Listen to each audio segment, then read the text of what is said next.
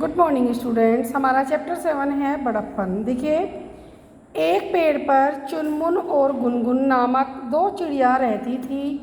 वे दोनों बहुत अच्छी सहेलियां थीं। चुनमुन बहुत भोली थी।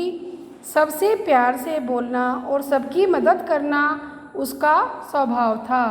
उसके 3 बच्चे थे।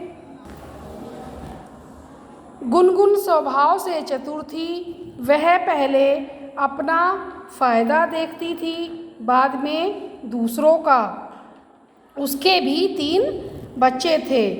गुनगुन और चुनमुन प्रतिदिन भोजन की तलाश में एक साथ जाती थी और साथ ही वापस लौटती थी। यानी दोनों के 3 बच्चे थे, ठीक है। और तीनों एक स्वभाव में चतुर थी, एक स्वभाव में सीधी थी। एक दिन अचानक चुनमुन को खबर मिली कि उसकी माँ बीमार है। वह गुनगुन से मदद मांगने गई। देखो वो क्या बोलती है, बहन मेरी माँ बहुत बीमार है, मुझे गांव जाना होगा। अरे गांव तो बहुत दूर है। हाँ बहन, क्या तुम मेरे बच्चों का ध्यान रख सकोगी? मैं जल्दी लौट आऊँगी। ठीक है चुनमुन, तुम आराम से जाओ, मैं उनका ध्यान रखूँगी। अब देखिए आगे क्या होता है। बच्चों को गुनगुन की देख रेख में छोड़ चुनमुन गांव की ओर उड़ चली। इधर चुनमुन के बच्चे अब गुनगुन के पास थे। पहले दिन तो गुनगुन ने चुनमुन के बच्चों की अच्छी तरह से देखभाल की, मगर दूसरे दिन से ही वह लापरवाही बरतने लगी। यानी फर्स्ट डे जो था उसने उसके बच्चों की देखभाल की, बस आगे से देखभाल बंद करना शुरू कर दिया, बंद कर दिया। चुनमुन ने बच्चों को खाना सिर्फ सुबह शाम ही मिलता। वे भूख से बिलखने लगे। यानी जो चुनमुन बाहर गई थी अपनी माँ को देखने, उसके बच्चों को खाना भी टाइम से नहीं मिलता था। मौसी, आप तो सिर्फ अपने बच्चों को ही खाना खिलाती हो, हम तो भूखे ही रह जाते हैं। आप हमें अकेले छोड़ देती हो, हमें डर लगता है। मैं बीमार हूँ, मुझसे इतनी दौड़ धूप नहीं होती। तुम्हारी माँ आ जाएगी तो भरपेट खाना खा लेना। ये कौन बोलता है? मौसी बोलती है। मौसी का क्या नाम है? चुनमुन। तो आगे देखो, चुनमुन के बच्चों को सिर्फ सुबह शाम मिलता था और वे भूख से बिलखते रहते थे। कुछ दिनों बाद चुनमुन वापस आ गई। बच्चों ने अपनी माँ को पूरा किस्सा सुनाया। मेरे प्यारे बच्चों, ऐसा नहीं कहते।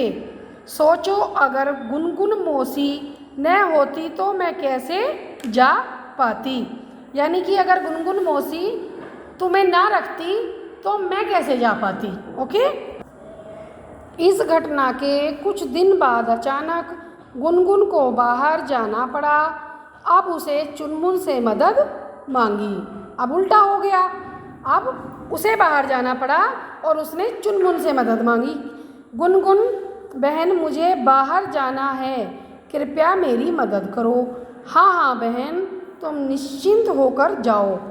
गुनगुन पूरे 7 दिन बाद लौटी। उसे बच्चों की चिंता हो रही थी।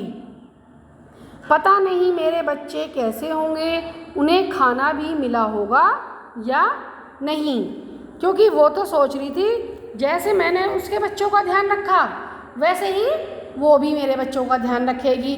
अब क्या होता है, अगर मेरे बच्चे ठीक नहीं हुए तो मैं चुनमुन को नहीं छोड़ूंगी, ये गुनगुन सोच रही है।